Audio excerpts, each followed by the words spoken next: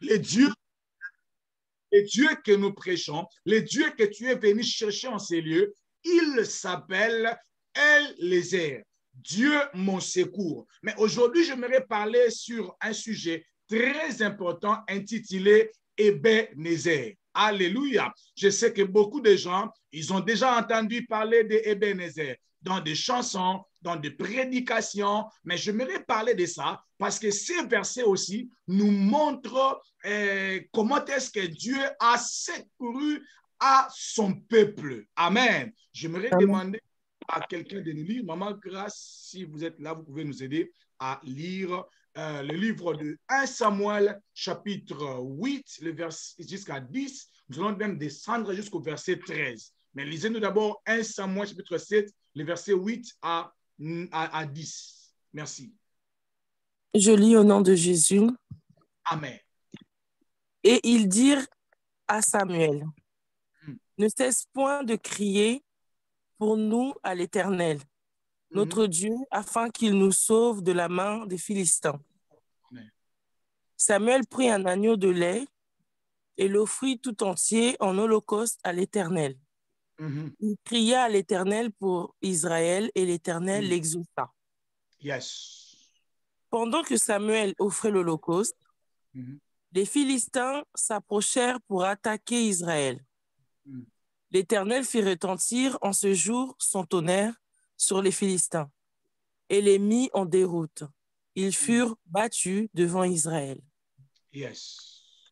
Le verset 11 à 13. Version sommaire. Verset 11. Ces derniers sortirent de Mitzpah et battirent les Philistins en les poursuivant jusqu'au-delà de Beth-Kar. Samuel prit alors une pierre, la dressa entre Mitzpah et Shen, et l'appela du nom d'Ebenezer, la pierre du secours, en disant, jusqu'ici, l'Éternel nous a secourus. 13. Les Philistins furent humiliés par cette défaite. Ils ne pénétrèrent plus à l'intérieur des frontières d'Israël, car l'Éternel intervint contre eux pendant toute la vie de Samuel. Amen. Amen. Que le Seigneur Dieu nous bénisse. Mais dans ces versets que nous venons de lire, nous avons vu que Israël était en guerre avec les Philistins. Pour couper l'histoire, Israël était en train de jouer dans ces combats. Il n'était pas en train de remporter des victoires ou la victoire dans ces combats. Et Israël était en train de jouer parce qu'ils avaient aussi perdu l'âge pendant un moment. Alors la Bible dit que les enfants d'Israël, ils sont venus à Samuel pour crier à Samuel. Ils ont dit à Samuel ceci, ne cesse point de crier pour nous à l'Éternel, sans oublier que c'est lui qui est dans des problèmes, c'est lui qui est dans la détresse, c'est lui qui est en danger. La première des choses que la personne fait, c'est de pousser des cris. Amen. On ne demande pas le secours en restant la bouche fermée. Alléluia. On ne demande pas le secours de l'Éternel en restant la bouche fermée. Mais les enfants d'Israël, ils sont partis à Samuel pour dire à Samuel de ne pas cesser de crier à Dieu. Pourquoi? Parce qu'ils ont voulu utiliser ce principe que les Congolais ont l'habitude de dire au monindo qui belela. Tu as vu un sorcier cru avant que ta voix puisse partir. Alléluia. Alléluia. Amen. J'aimerais déjà dire à quelqu'un, lorsque tu sens que ta vie se trouve dans l'insécurité, lorsque tu sens que la maladie commence déjà à prendre ta famille, à prendre un membre de ta famille, il faut crier. Alléluia. Quand tu sens que ça te dépasse, hier et aujourd'hui, une personne m'a appelé pour me parler d'une situation de la santé qui se passe dans sa famille. Elle a crié, elle est venue à moi afin que moi et elle, nous puissions crier ensemble. Quand tu sens que les choses ne marchent pas comme il faut, bien aimé, la première des choses ou parmi des choses que tu dois faire, il faut apprendre à crier. Ouvre le micro, dis après moi, je dois apprendre à crier et puis éteins le micro. Merci. Je dois apprendre à crier. Je dois apprendre à crier. Il faut apprendre à crier. Ce n'est pas à tout moment qu'il faut prier en murmurant. Ce n'est pas à tout moment qu'il faut prier en murmurant. Il y a des moments, il faut hausser la voix. Il y a des moments, il faut crier à Dieu. Il faut crier quand tu sens que ton mariage est menacé. Il faut crier quand tu sens que ta santé est menacée. Parce qu'il y a un Dieu, alléluia, un Dieu qui vient te secourir si il peut écouter les bruits que tu fais le matin, midi et le soir. Il y a des gens qui ne bénéficient pas des secours de l'Éternel simplement parce qu'ils ne savent pas crier. Amen. Amen. Amen.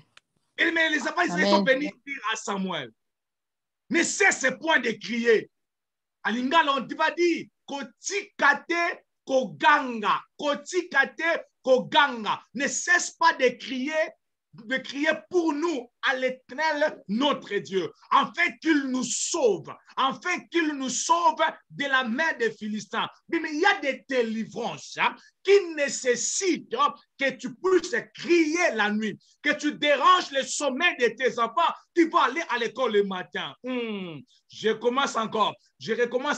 Il y a des délivrances que tu vas bénéficier de cette délivrance seulement les jours où tu jusqu'à ce que les voisins vont venir toquer à ta porte pour dire, nous allons appeler la police pour toi.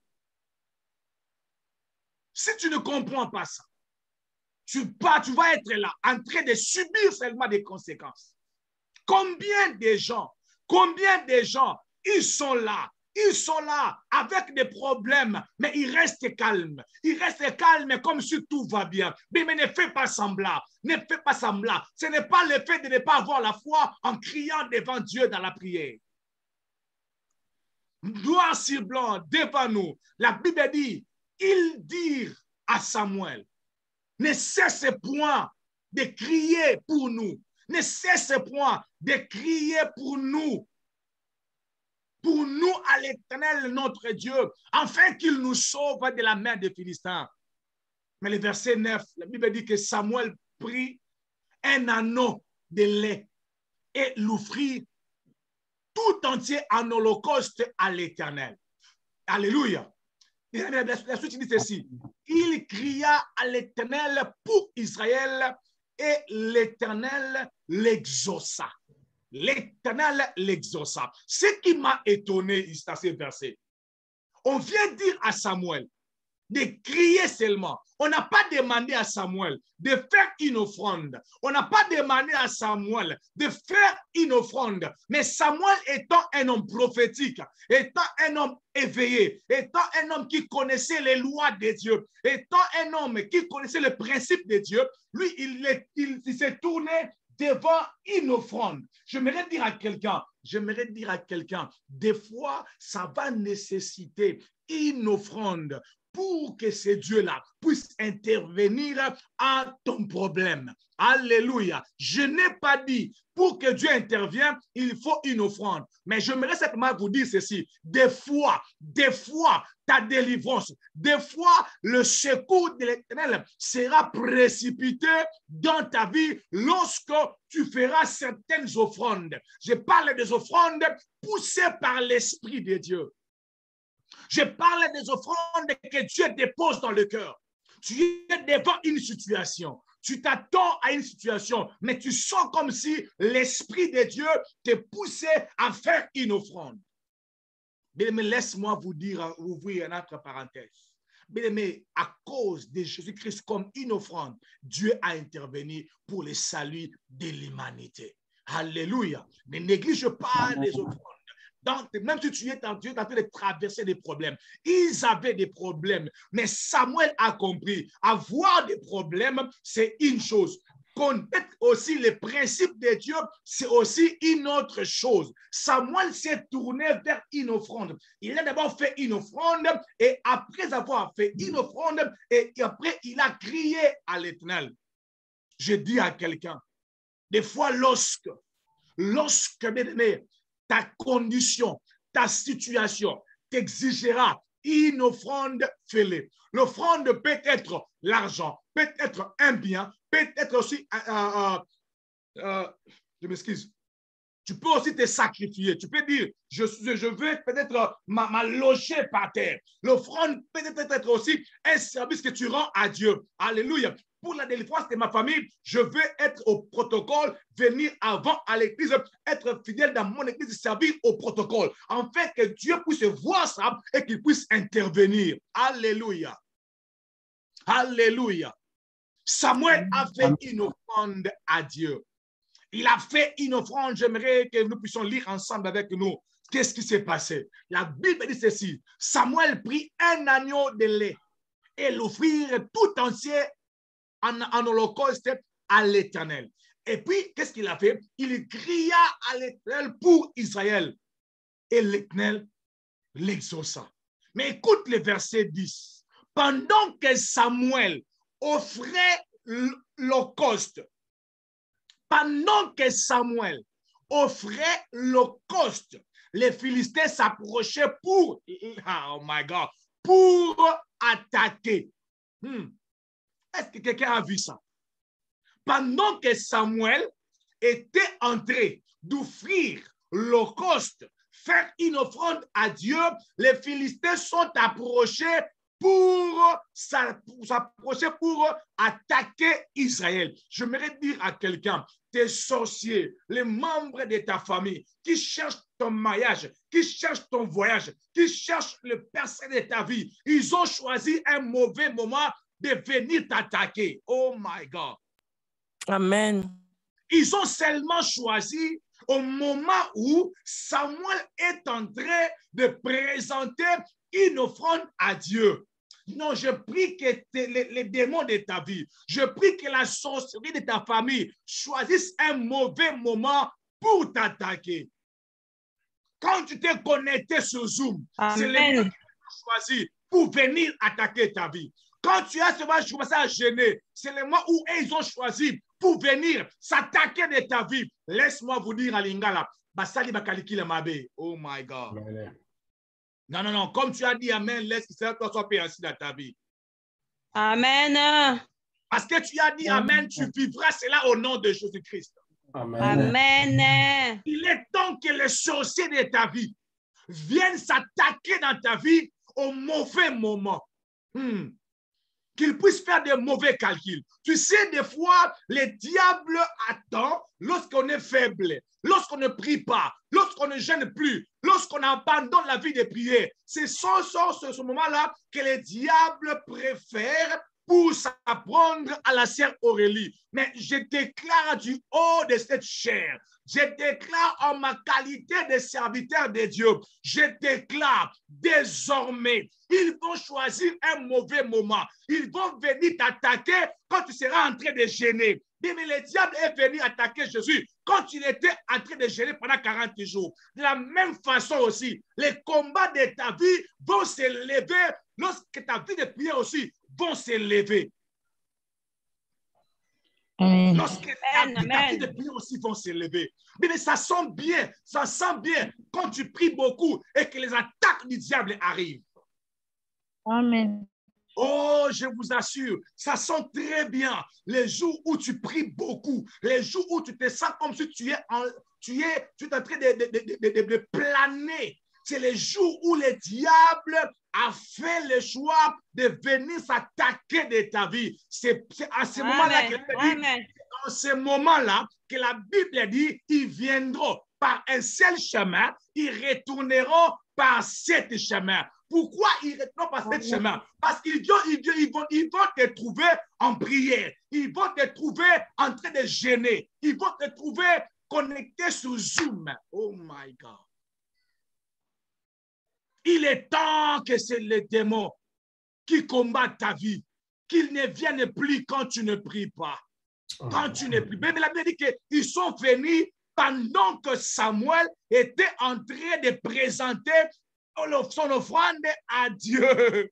Oh my God. Pendant que Samuel offrait l'holocauste, les Philistins s'approchaient pour attaquer Israël. La Bible dit ceci, l'Éternel fit retentir en ces jours-là l'Éternel fit retentir en ces jours son tonnerre sur les Philistins. J'aime appeler le tonnerre en lingala. Kake. Alléluia. Nzamba betisi kake. Ouf. Amen. Alléluia. Je déclare, parce que les démons de ta vie, parce que les sorciers de ta vie, ils ont choisi un mauvais moment lorsqu'un tonnerre puisse se retentir à leurs oreilles. Alléluia. Amen. Et la Bible dit, Amen. elle est mise en déroute. Ils furent bâtis devant Israël. Pourquoi? Parce que Dieu lui-même était l'auteur. Alléluia. Parce que Dieu lui-même a kotaki bitumbawana. Mais laisse-moi te dire, il est temps que tes sacrifices, il est temps que tes offrandes appellent Dieu dans tes combats. Appelle Dieu dans tes combats. Il est temps que tes jeûnes de prière appellent le secours de Dieu dans tes combats. Tu as tant combattu seul. Tu as tant combattu avec ton intelligence. Tu as tant combattu avec tes calculs. Mais il est temps. L'heure est arrivée. L'heure est arrivée que tes genoux vont inviter l'intervention de Dieu. L'heure est arrivée où ta voix va inviter la présence de Dieu. L'heure est arrivée où ton offrande, où tes sacrifices que tu fais pour Dieu va inviter sa présence dans ton combat. Tu dis Amen, que cela soit fait ainsi dans ta vie. My God. Amen. La Bible dit ceci. En ces jours-là, les Philistins, ils ont été battus par Israël. Parce qu'il y avait Eliezer qui a intervenu. Alléluia. Le verset 12, si on peut m'aider avec les enfants qui me dérangent. Alléluia. Alors, je disais,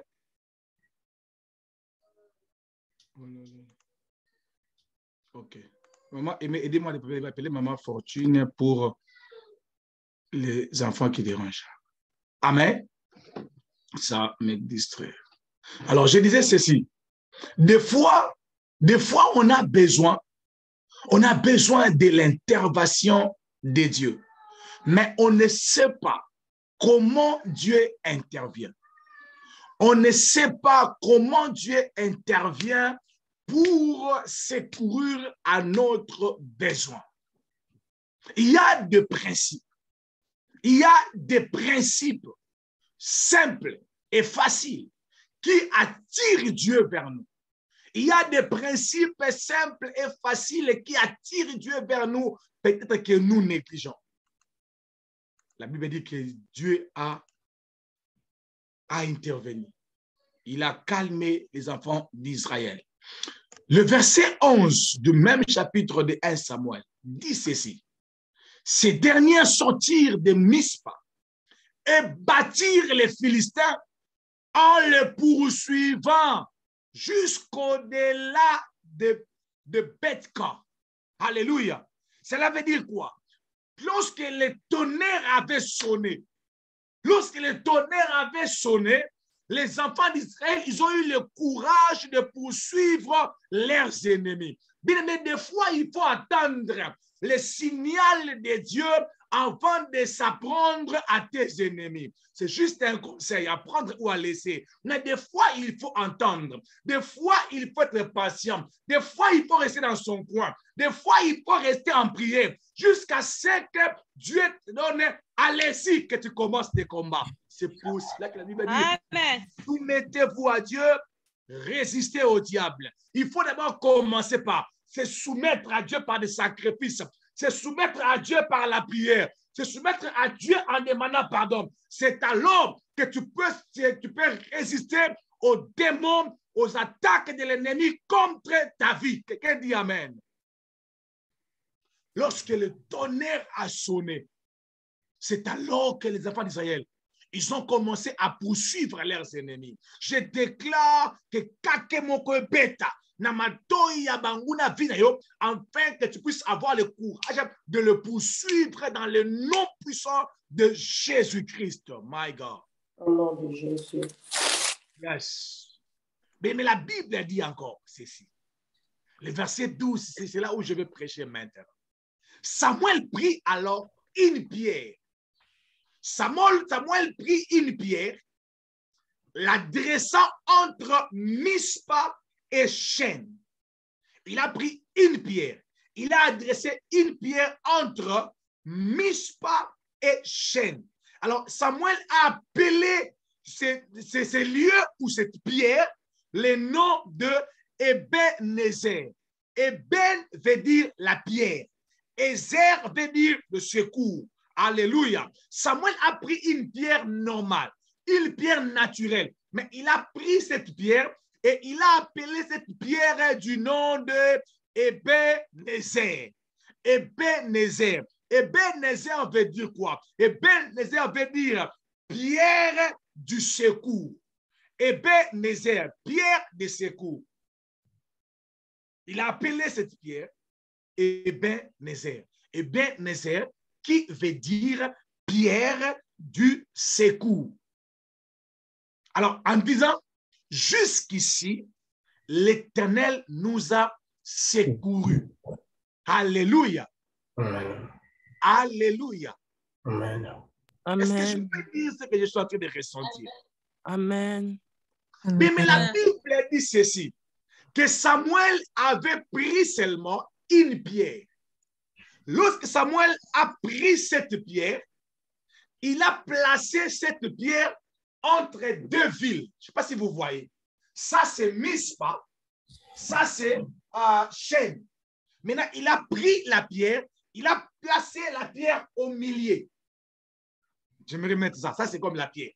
Il a pris la pierre. Il a mis ça au milieu, entre deux villes. Mais comment on appelle la ligne qui sépare les deux villes ou deux pays? Comment on les appelle? Une frontière. Frontière. Les frontières. Ah! Et les frontières, c'est quoi? C'est là où il y a les entrées et les sorties. Les frontières, c'est là où ils sont les entrées et les sorties des pays ou des villes. Cela veut dire, si quelqu'un veut détruire un pays, il doit passer par quoi? La frontière. Il doit passer par la frontière. Parce que la frontière permet aux gens, aux mauvaises personnes d'entrer dans la ville, détruire la ville.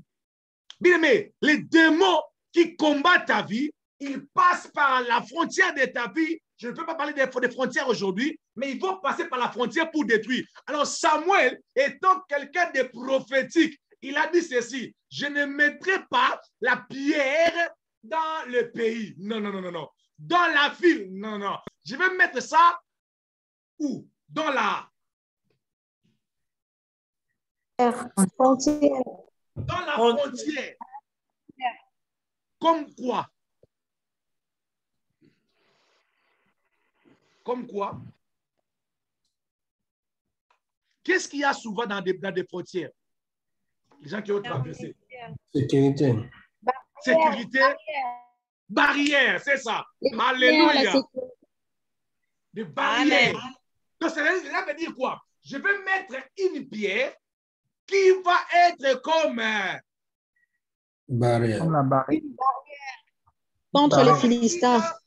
barrière pour empêcher qu'il n'y ait pas des entrées et des sorties. Est-ce que vous êtes en train de me comprendre? Amen. Amen. Alors, Samuel a mis ça au milieu pour dire, dans cette ville, personne ne va entrer. Toute personne qui osera d'entrer dans ma ville, il trouvera Ebenezer à la frontière. J'aimerais dire à quelqu'un, laisse que Ebenezer se mette devant la porte de ta maison. Je répète encore, laisse que Ebenezer se mette devant la porte de ta maison. Lorsque la maladie viendra, lorsque la maladie viendra, trouve Ebenezer devant la porte. Amen. Lorsque la pauvreté viendra, laisse que la pauvreté puisse se trouver Ebenezer devant la porte. C'est pour cela que j'ai compris que mon Dieu a demandé aux enfants d'Israël de tuer l'agneau et de prendre le sang, de mettre ça où? In front of the door. Sur la porte. Devant la porte. Devant la porte. De mettre le sang. Parce que la porte, c'est là où on contrôle quoi? Les entrées et les sorties. Alléluia. Je déclare, je lève le sang comme le secours de ta délivrance au nom de Jésus. Amen. Amen. Désormais, le combat que tu vas avoir, ça ne va plus le combat de l'intérieur, ça va être le combat de l'extérieur. Amen. Amen. Amen. Mais la place que Dieu a mis pour que le diable puisse te combattre, ce n'est pas dans ta vie, ce n'est pas dans ta maison, c'est en dehors de ta maison. Ah, c'est plus fort. Ah, c'est plus fort. Ça, c'est plus fort. Je répète encore. Je dis ceci. La place que Dieu a mis pour que Satan puisse attaquer le pasteur Timothée, ce n'est pas dans la vie du pasteur Timothée. Ce n'est pas dans la famille du pasteur Timothée. Ce n'est pas dans la maison du pasteur Timothée. C'est en dehors du pasteur Timothée. Amen, amen, amen. Tu n'as pas compris. Laisse-moi encore vous expliquer. La Bible dit ceci. Petit enfant, vous les avez vaincus parce que celui qui est en vous est plus grand que celui qui est où? Dans les morts. Oh my God. Je dis à quelqu'un, la place que le diable doit se mettre, la place que le diable doit se mettre pour combattre ton mariage, ce n'est pas dans ton mariage, c'est en dehors de ton mariage. Alors je viens aujourd'hui les chasser en dehors de ta maison, les chasser en dehors de ta famille, les chasser en dehors de tes études. Sois loin au nom de...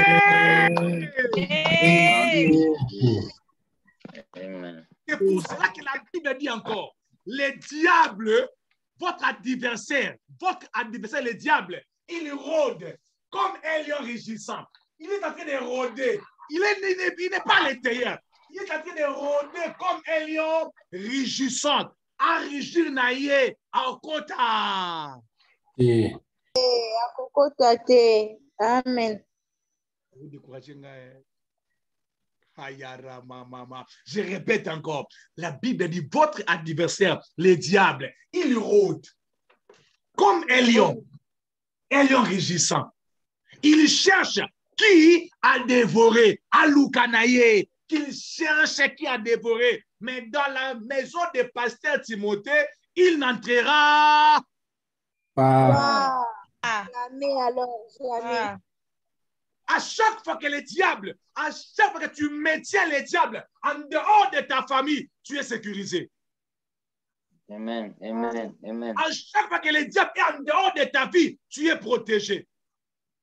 À chaque fois, tu sécurises les frontières de ta vie, tu es protégé, mon frère. Mais les États-Unis est l'un des pays sécurisés à cause de ses frontières. À cause de ses frontières. Souvent, les gens qui ont traversé le Canada, ils sont là, ils me suivent. Mais si tu pars au Canada, tu passes par le Canada, tu traverses la frontière du Canada, tu vas voir, c'est normal, il y a des policiers, il y a tout ça, c'est normal. Mais quand tu quittes le Canada pour entrer aux États-Unis, tu vas voir les chiens, des voitures de police, des soldats avec des bombes, Non, non, non, non, non, non. Un pays bien sécurisé, on les reconnaît par des frontières. Par ses frontières, pardon. Mais une vie chrétienne protégée est reconnue par la qualité de la sécurité qui se trouve au niveau de la frontière. Bien, mais Samuel a compris que pour vaincre ce combat, je dois mettre l'intervention de Dieu à la porte. Je dois mettre Dieu à la porte, aux frontières de ma vie. Laisse que la puissance de Dieu soit mise aux frontières de ta vie. La Bible dit ceci, en mon nom, vous chasserez les démons. Donc, vous allez les faire sortir dans votre vie, ils vont rester là-bas. Maintenant, ici, vous allez sécuriser. Eliezer, c'est le Dieu qui vient te secourir, mais qui se met souvent à la porte, à la frontière, pour très bien sécuriser ta vie. Il est temps que le Dieu de ta vie se mette à la porte. Il est temps que l'onction de Dieu, que l'alliance du sang de Jésus se mette à la porte. Je déclare que cette maladie coronavirus se mette à la porte de ta famille. Dans le nom puissant de Jésus. Jésus a encore dit ceci. Je voyais Satan venir auprès de moi, venir m'attaquer, mais il n'a rien trouvé. Il n'a rien trouvé de lui. Il n'a rien trouvé de lui. À moi. À moi. Il n'a rien trouvé de lui à moi. Comment il peut remporter la victoire? Tout ce qui est des diables dans ta vie, je déclare maintenant que cela puisse sortir en dehors de ta vie. Dans le nom puissant de Jésus-Christ. Amen. J'aimerais encore afficher la dernière partie. J'aimerais m'arrêter ici. 10 minutes qui me restent. Oh my God. Écoutez ce que la Bible dit. Le verset 13 dit ceci. Les Philistins, firent comment? Les Philistins firent comment? Humiliés par cette défaite. Aïe, aïe, aïe, aïe. Les Philistins furent humiliés par cette défaite. Après la chute, tu dis quoi?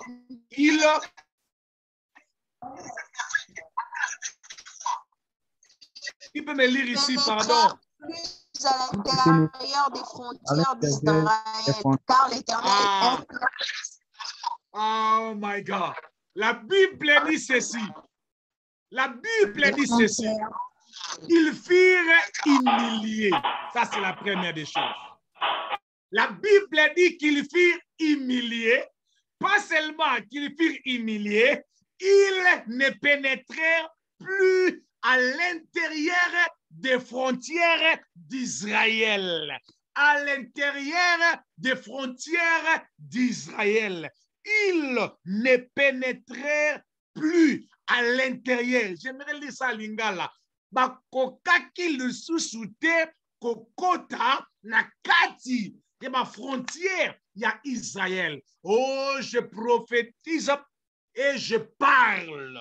Les sorcelleries de ta famille, ils resteront dehors de ta vie, en dehors de la vie d'Aurélie, en dehors de la famille de Kashita, en dehors de la famille de Okongo. Ils vont rester en dehors. Je suis venu aujourd'hui placer Ebenezer devant la porte. Amen. La Bible dit ceci, car l'Éternel intervint contre eux pendant toute, j'aime lire la Bible, pendant toute la vie de Samuel. Dieu était en train d'intervenir pendant toute la vie de Samuel. Dieu était en train d'intervenir pendant toute la vie de Gloria. Gloria a vécu pendant 100 ans. Toute sa vie, Dieu viendrait. Oh my God. Je répète encore. Je répète encore. Katu Bouchoua a vécu pendant 123 ans. Chaque jour, Dieu intervenait. Pourquoi? Il s'appelle Eliezer, le Dieu qui intervient, le Dieu qui intervient. Lorsque tu places Eliezer devant la porte de ta maison, bien-aimé, il va toujours intervenir. Amen. C'est comme un garde-corps, bodyguard. Il est là à la porte. Tu oses d'entrer à Petit Mamoko. Tu oses toucher sa santé aux yeux. Alléluia. Il y a même des visiteurs. Il y a même des visiteurs pauvreté. Quand ils viendront à ta maison, ils vont trouver Eliezer devant la porte. Ils vont seulement leur dire, Eliezer va leur dire, le chef n'est pas là. Ils vont partir. Après, tu recevras une vision. J'avais vu comme si on m'avait attaqué. Oui, il t'avait attaqué, mais Eliezer était là à la porte. comme il était là à la porte de Pierre. Pierre, il était là, et Eliezer était là aussi, en train de veiller sur la porte. Alors Pierre dormait à l'aise, mais Eliezer ne dormait pas parce que c'est lui qui garde Madélas, ne sommeille ni ne dort. Cette pierre-là est Ebenezer, le Dieu qui ne cesse de venir secourir Laetitia Kasongo. Il ne cesse de venir secourir. Alors il était là à la porte. Pierre était en train de dormir, mais lui, il était là, en train d'arrêter cet esprit-là qui voulait cribler Pierre comme les froment. J'aimerais dire à quelqu'un, à chaque fois qu'ils vont faire des projets, tu vois, tu ne sauras même pas, mais il y aura quelqu'un qui va se mettre debout, combattre pour toi. Il y aura quelqu'un qui se mettra à la porte, qui se mettra là pour combattre pour ta santé, combattre pour ton mariage, combattre pour toi. Tu dormiras comme un bébé, tu dormiras comme un enfant, parce que les frontières sont sécurisées. Amen. Amen. Parce que les frontières sont sécurisées. Tu n'as rien à perdre. Tu n'as rien à perdre. Amen. Le Dieu de la Bible, Eliezer, ne sera pas là seulement en emergency case. Il ne sera pas là seulement quand il y a l'emergency, quand il y a l'urgence. Il sera là en permanence. Il sera là en permanence. Kanangi, il est là. Kanangi, il est là. Ben à gauche, il est là. Qui vient à droite, il est là. Qui vient le matin, il est là. Il vient le soir, il est là. La Bible dit pendant toute la vie. Pendant toute la vie de Samuel, Eliezer était là. Et Ebenezer était là. À la porte en train de sécuriser. Oh my God, oh my God, oh my God, oh my God. Que ce Dieu soit béni. Commence seulement à bénir le nom de Jésus. Commence à bénir le nom de Jésus. Commence à bénir le nom de Jésus. Est-ce que quelqu'un peut commencer déjà à bénir le nom de Jésus? Oh my God, oh my God. Commence à bénir ce nom. Aïe, Kalibro Sandara Mama. Commence à bénir son nom, my God.